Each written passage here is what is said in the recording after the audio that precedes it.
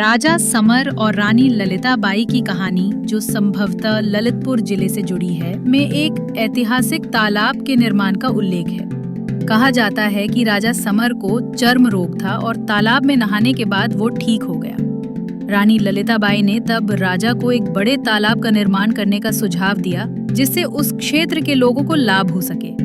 इस कहानी में राजा और रानी की प्रजा के प्रति चिंता और लोक कल्याण की भावना को दर्शाया गया है। ये कहानी एक ऐतिहासिक तालाब, सुमेरा तालाब से जुड़ी है, जिसे राजा समर और रानी ललिता बाई के शासनकाल में बनवाया गया था। ये तालाब ललितपुर जिले में स्थित है और आज भी मौजूद है। इस तालाब के निर्माण के पीछे की कहानी इस क्षेत्र के इतिहास और लोक कथाओं का एक महत्वपूर्ण हिस्सा है। चलिए वीडियो को शुरू करते हैं। सुमेरा तालाब के नाम के पीछे भी एक बहुत बड़ा इतिहास है। ये कहानी शुरू होती है चंदेली के राजा सुमेर से। राजा सुमेर के परिवार में राजपाट को लेकर विवाद चल रहा था। इसके बाद उन्हें अपनी प्रॉपर्टी से बेदखल कर दिया गया। उस समय राजा सुमेर बहुत दुखी हुए। वो मानसिक तनाव में थे। उन्हें शिकार करने का शौक था। ऐसे में अपने मन को हल्का करने के लिए वो ललितपुर जिले के पहाड़ी क्षेत्र में शिकार की तलाश में गए। ज्यादा रात होने पर उन्हें जंगल में ही रुकना पड़ा। उन्हें पास में एक पोखरा दिखा। राजा सुमेर को चर्म रोग था। तालाब में नहाने के बाद उन्हें कुछ आराम हुआ। इसके बाद वो वापस चंदेली लौट गए। फिर वो अगली बार अपनी पत्नी ललिता बाई के साथ दोबारा तालाब आए। ऐसा कहा जाता है कि तालाब में नहाने के बाद राजा सुमेर का चर्म रोग ठीक हो गया। जब रानी ललिता बाई ने यह चमत्कार देखा तो उन्होंने राजा से कहा कि राजा, जब छोटे से पोखरे के पानी का इतना असर है तो क्यों ना यहाँ पर एक बड़ा तालाब खुदवाया जाए। रानी की बात मानते हुए राजा ने बड़ा तालाब खुदवाया। उस तालाब का नाम तब रानी ने सुमेरा तालाब रखा। इसके बाद ये तालाब लोगों की आस्थाओं से जुड़ गया और ये कहा जाने लगा कि इस तालाब में नहाने से सारी बीमारियां दूर हो जाती हैं।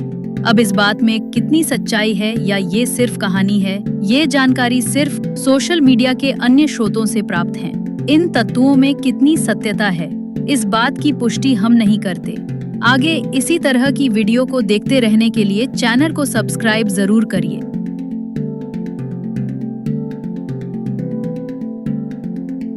अब तालाब पर अनेकों मंदिरों का विस्तार हो चुका है, जहां दूर दूर से भक्तों का आना जाना लगा रहता है।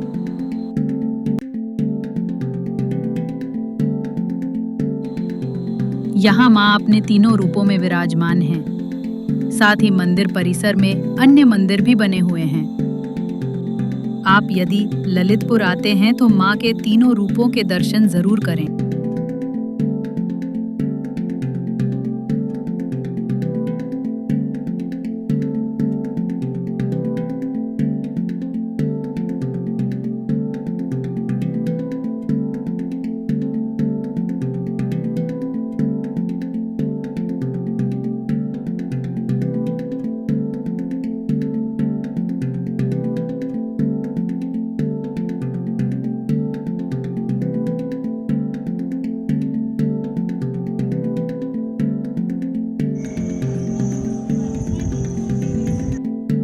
अब तालाब पर अनेकों मंदिरों का विस्तार हो चुका है, जहां दूर दूर से भक्तों का आना जाना लगा रहता है। यहाँ माँ अपने तीनों रूपों में विराजमान हैं। साथ ही मंदिर परिसर में अन्य मंदिर भी बने हुए हैं। आप यदि ललितपुर आते हैं तो माँ के तीनों रूपों के दर्शन जरूर करें।